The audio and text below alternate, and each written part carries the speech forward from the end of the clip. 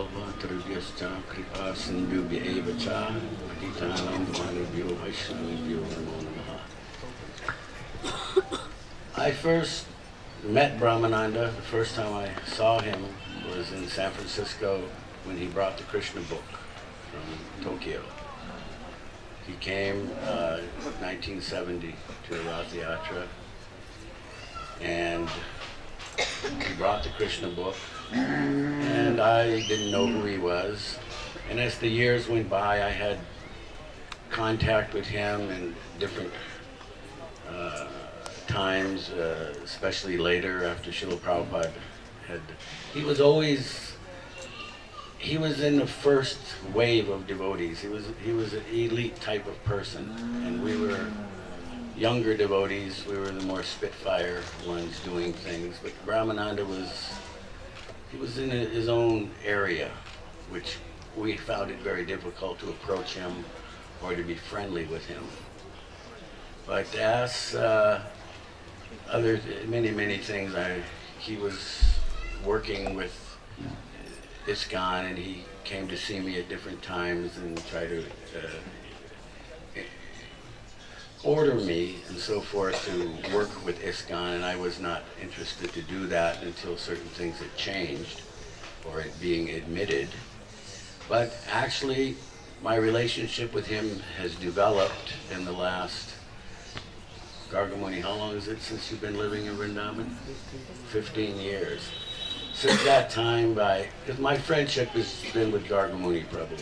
We've had our rasas and our friendships in Calcutta and many places, and we have a kind of a same nature way. And through his blessings, I got to be with Brahmananda, and gradually Brahmananda warmed up to me. And each Kartik I come every year, I would minimum every other day, I would go see Gargamuni, and then we'd go talk with Brahmananda.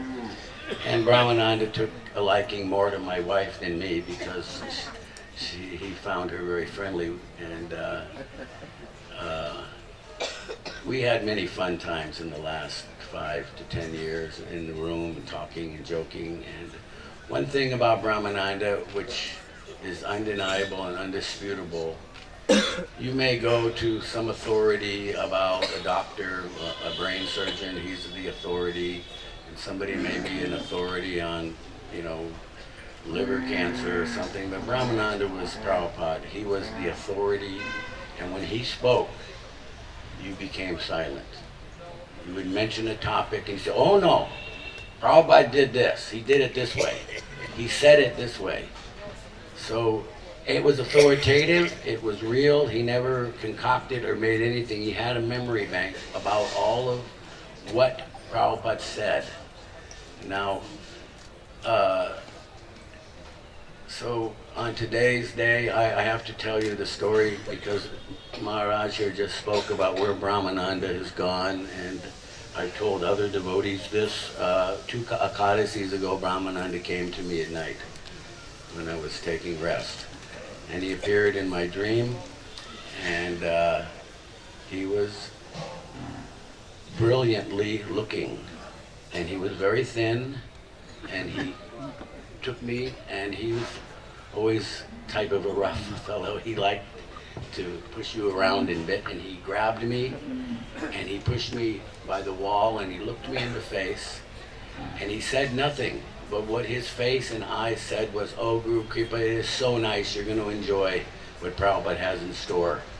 So he has gone to this place, and I got such encouragement because actually the fact is, you can ask my wife, I cried for 2 days when he left. I couldn't do anything. And I put on 15 pounds for the last 2 months because everything I was doing, that's how deeply he could touch you, and there was no dispute. People know I'm a critical type of person, but there was no criticism. Whatever Brahmananda did, I saw him as a god, and that's why maybe he came to see me and give me his blessings and encouragement to, that I'm not gone anywhere. I'm here, but we're going to be together, and it's very, very nice. So for all devotees, you continue on the path, and we will also be together again in the long run. So all glories to Srila Brahmananda Prabhu.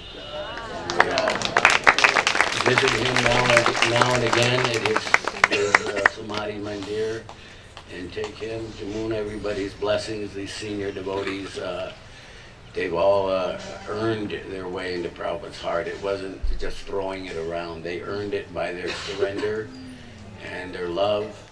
And so we should come here and take their blessings periodically. All glories to Prabhupada.